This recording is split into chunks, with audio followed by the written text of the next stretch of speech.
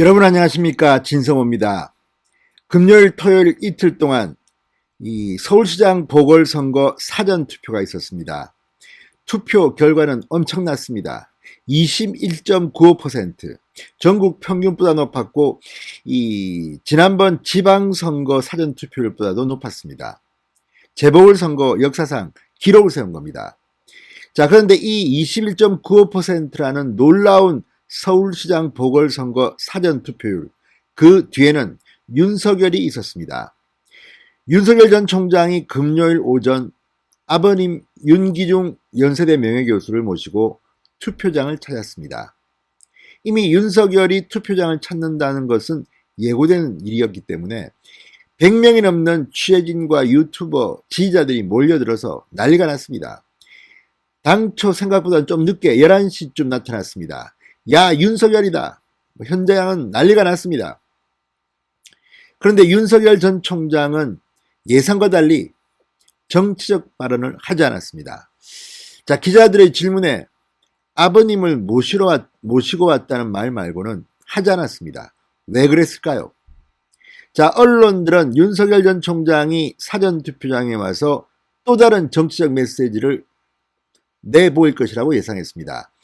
왜냐하면 윤석열 전 총장의 이 사전투표, 이 행위 자체가 퇴임 후 사실상 공개적인 첫 번째 행보였기 때문입니다. 대권 행보의 출발이라고 봐도 됩니다.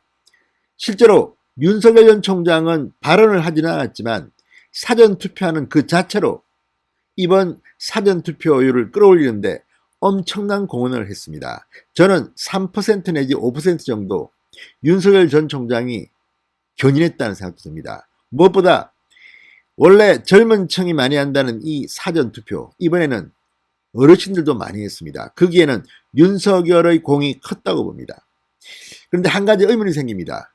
그렇다면 윤석열 전 총장은 왜 그렇게 많은 취재진들 앞에서 정치적 메시지를 던지지 않았을까?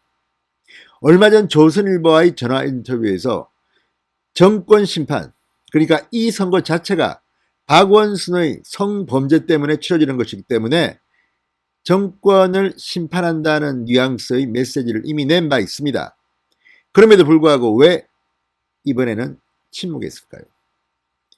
자, 뒷이야기가 드러나기 시작했습니다. 어쩌면 윤석열 총장은 큰일 날 뻔했습니다. 위기 일발의 순간이었던 것 같습니다. 잘못하면 법을 어길 수 있었기 때문입니다. 진성호의 직설 시작합니다. 방송에 앞서 아직 진성호 방송의 구독자가 아니신 분들은 붉은색 구독 버튼 눌러주십시오. 더 좋은 방송으로 보답하겠습니다. 자, 윤석열 전 총장 금요일 오전 11시 4분쯤 서울 서대문구 남과자 1동 투표소에 도착했습니다.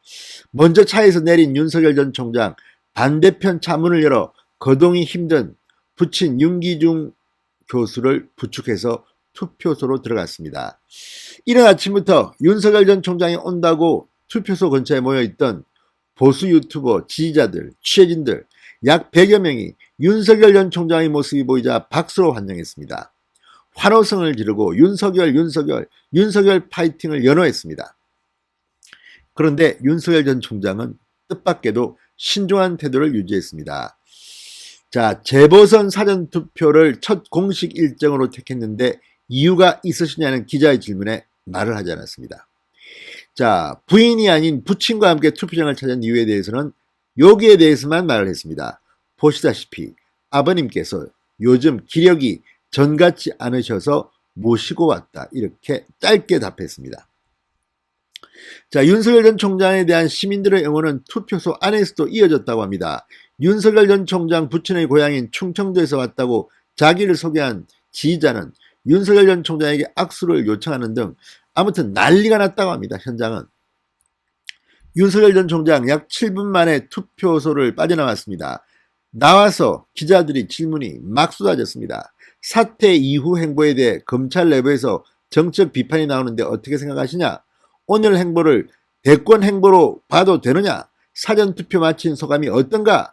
추후 본격 정치 행보를 언제쯤 볼 예정인가? 질문들이 막 쏟아졌습니다. 그러나 아무 말도 하지 않았습니다. 왜 그랬을까요? 자, 반면 지지자들은 윤석열 전 총장이 투표소를 빠져나오자 또 박수를 치고 환호하며 난리가 났습니다. 연신 파이팅 윤석열을 연호했습니다. 자, 투표소 주변에 있던 일반 시민들도 윤석열 전 총장의 등장에 걸음을 멈추고 지켜봤습니다.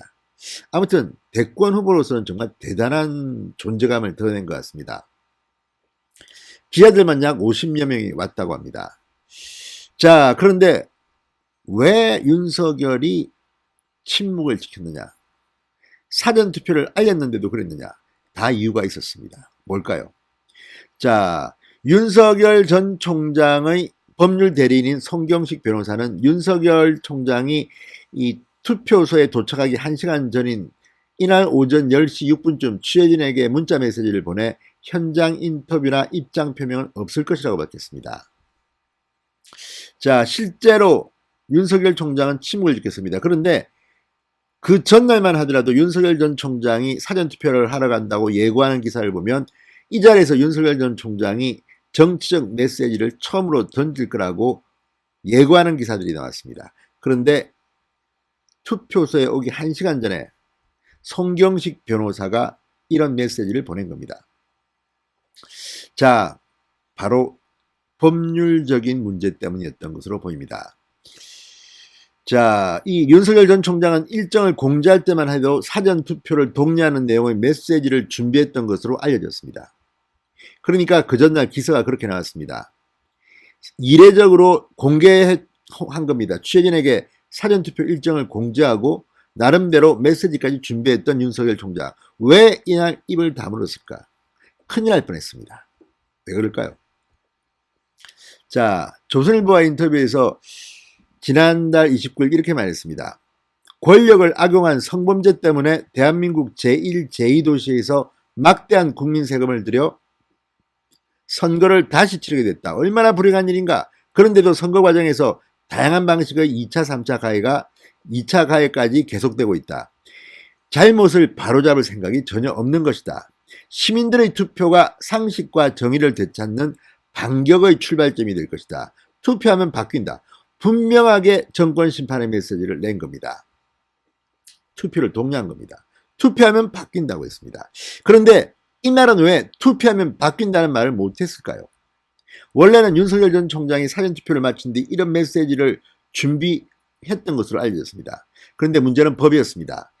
공직선거법 위반에 해당할 수 있다는 우려 때문입니다. 윤석열은 법률가입니다. 사소한 것일 수도 있지만 만약 법을 위반한다면 일단 법적으로도 문제가 생기지만 이게 크게 처벌받을 사항은 아닐 겁니다. 그럼에도 불구하고 만약에 윤석열 전 총장이 이 선거법을 어겼다면 완전히 망신을 당합니다. 아니 법률가라더니 검찰총장까지 지내신 분이 법을 어기느냐? 첫 번째 행보부터 삐끗할 수가 있다는 겁니다. 그러니까 윤석열 전 총장은 상당히 위기 일발이었던 순간이었던 것 같습니다. 그래서 이런 침묵을 택한 것으로 보입니다. 일반 시민들한테는 상당히 수상한 행동으로 보였을지도 모릅니다. 자, 공직선거법 제58조 2 사전투표소 또는 투표소로부터 100m 안에서 투표 참여를 권유하는 행위는 금지됩니다. 법으로 금지된 겁니다. 자, 그렇다고 해서 윤석열 전 총장이 기자들을 가리고 100m 밖으로 가자, 내 이야기할게, 이렇게 하는 것도 굉장히 좀 좀스럽게 보이지 않겠습니까? 그러니까 윤석열 전 총장은 결정을 한 것으로 보입니다. 침묵을 하자. 대신에 행동으로 사전투표를 통해서 국민들이여 투표하라. 투표하면 바뀐다. 이 메시지를 던진 것으로 판단됩니다. 자, 이왕규 변호사는 이렇게 말합니다. 선거 시 투표소 주변에서 선거 관련 이야기를 하면 공직선거법 위반이 되는 문제가 있다. 이렇게 설명했습니다. 윤석열 총장 측 법률 대리인입니다. 이왕규 변호사는. 자, 어쨌든 이 윤석열 전 총장의 예상치 못한 침묵 이유가 다 있었습니다. 진성호의 직설이었습니다. 여러분 감사합니다.